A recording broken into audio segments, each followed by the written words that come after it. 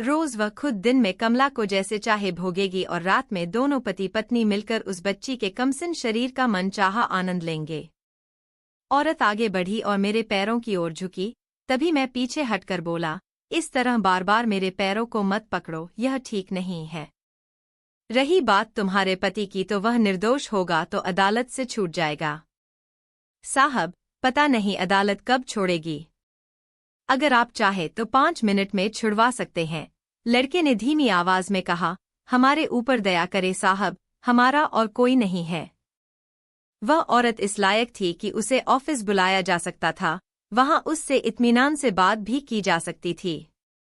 मैंने अपना visiting card लड़के को देते हुए कहा, यह मेरा कार्ड है, तुम इन्हें लेकर मेरे ऑफिस आ जाओ, शायद मैं तुम्हारा काम करा सकूं।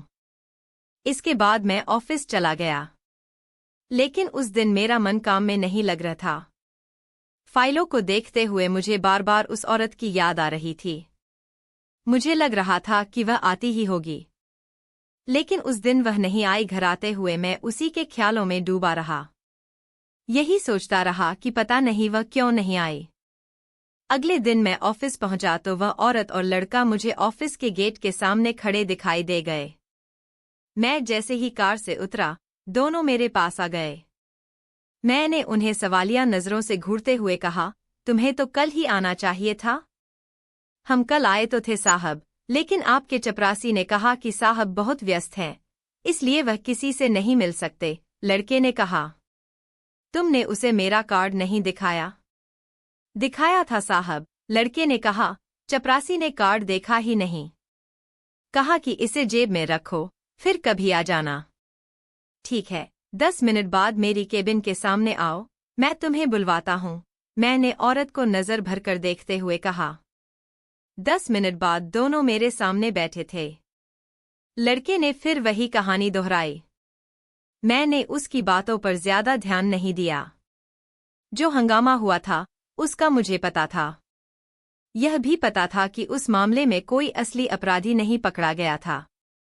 मैंने हंगामा होने वाले इलाके के थाना प्रभारी को फोन किया।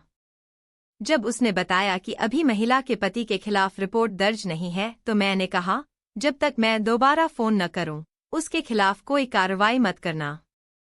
इतना कहकर मैंने फोन काट दिया। वह औरत और लड़का मेरी तरफ ताक रहे थे। मेरे फोन रखते ही लड़के ने कहा, साहब, उसने कुछ नहीं किया। तुमने बाहर स्टेशनरी वाली दुकान देखी है? मैंने लड़के से पूछा। जी, वह किताबों वाली दुकान, लड़के ने कहा। हाँ, तुम ऐसा करो, मैंने उसे 10 रुपए का नोट देते हुए कहा, उस दुकान से एक दस्ता कागज ले आओ, उसके बाद बताऊंगा कि तुम्हें क्या करना है। लड़का 10 रुपए का नोट लेने के बजाय बोला, मेरे पास पैसे हैं साहब, मैं ले आता हूँ कागज। लड़का चला गया तो मैंने औरत को चाहत भरी नजरों से देखते हुए कहा, तुम्हारा काम तो हो जाएगा, लेकिन तुम्हें भी मेरा एक काम करना होगा। मेरी इस बात का मतलब वह तुरंत समझ गई। मैंने उसके चेहरे के बदलते रंग से इस बात का अंदाजा लगा लिया था। फिर औरतें तो नजरों से ही अंदाजा लगा लेती हैं कि मर्द क्या चाहता है। मैंने अपनी इच्छा को शब्दों का रूप दे दिया। मैंने कहा, अगर तुमने मेरी बात नहीं मानी तो तुम्हारा पति कम से कम 3 सालों के लिए जेल चला जाएगा। पुलिस ने उसे हंगामे के मुकदमे में नामजद किया है। यह कहते हुए मेरी नजरें औरत के चेहरे पर जमी रहीं और मैं उसे पढ़ने की कोशिश कर रहा था। मैंने आगे कहा, अगर तुम चाहती हो कि तुम्हारा पति घर आ जाए तो तुम आज 4 बजे अमर कॉलोनी के स्टॉप पर मुझे मिल जाना। स्टॉप से थोड़ा हटकर खड़ी होना, जिससे मैं तुम्हें आसानी से पहचान सकूं। अगर तुम नहीं आई तो मैं यही समझूंगा कि तुम अपने शौहर की रिहाई नहीं कराना चाहती। औरत सिर झुकाए बैठी रही। उसके होंठ कांप रहे थे, लेकिन शब्द नहीं निकल रहे थे। मैं उसके जवाब की प्रतीक्षा करता रहा। जब उसने कोई जवाब नहीं दिया तो मैं समझ गया कि चुप का मतलब रजामंदी है। मैंने कहा, तुम वहां अकेली ही आना। अगर कोई साथ होगा तो फिर तुम्हारा काम नहीं होगा। उसने सहमति में सिर हिलाकर गर्दन झुका ली। लड़के के आने तक मैं उसे तसल्ली देता हुआ उसकी खूबसूरती की तारीफें करता रहा। लेकिन उसने मेरी तरफ देखकर जरा भी खुशी प्रकट नहीं की। वह मूर्ति की तरह बैठी मेरी बातें सुनती रही। लड़के के आने के बाद मैंने उसे विदा करते हुए कहा, मैं कोशिश करूंगा कि तुम्हारा पति कल तक छूट जाए। दोनों के जाने के बाद मैं ऑफिस के कामों को निपटाने लगा, लेकिन मन में जो लड्डू फूट रहे थे वे मुझे उलझाए हुए थे। ठीक 4 बजे मैं अपनी कार से अमर कॉलोनी के बस स्टॉप पर पहुंच गया। दरवाजा खोलकर मैं बाहर निकलने ही वाला था कि उस औरत को अपनी ओर आते देखा। जालिम की चाल दिल में उतर जाने वाली थी। थोड़ी देर में उस सुंदर चीज को पहलू में लिए मैं उस फ्लैट की ओर जा रहा था जो मैंने अपनी अय्याशियों के लिए ले रखा था। मेरी कार हवा से बातें कर रही थी। पूरे रास्ते न तो उस औरत ने होंठ खोले और न ही मैंने कुछ कहा। फ्लैट में पहुंचकर पहले मैंने अपना हलक गीला किया, जिससे मजा 2 गुना हो सके।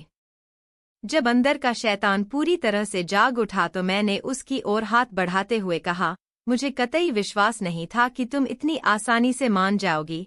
मेरा ख्याल है कि तुम्हें अपने पति से बहुत ज्यादा प्यार है। तुम अपने प्यार को जेल जाते नहीं देख सकती थी। मैं अपनी बातें कह रहा था और वह किसी पत्थर की मूर्ति की भांति निश्चल बैठी फर्श को ताके जा रही थी। मैंने उसके कंधे पर हाथ रखकर अपनी ओर खींचा तो वह एकदम से बिस्तर पर गिर गई। गिरते ही उसने अपनी आंखें बंद कर लीं।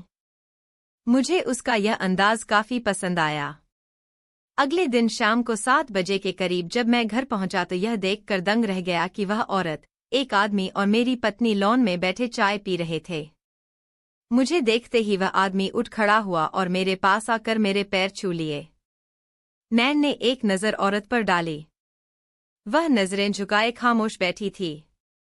मैंने उस आदमी की ओर देखा तो उसकी आंखों में मेरे प्रति आभार के भाव थे। वह मुझे बार बार धन्यवाद दे रहा था। वह कह रहा था, साहब, आप बहुत बड़े आदमी हैं।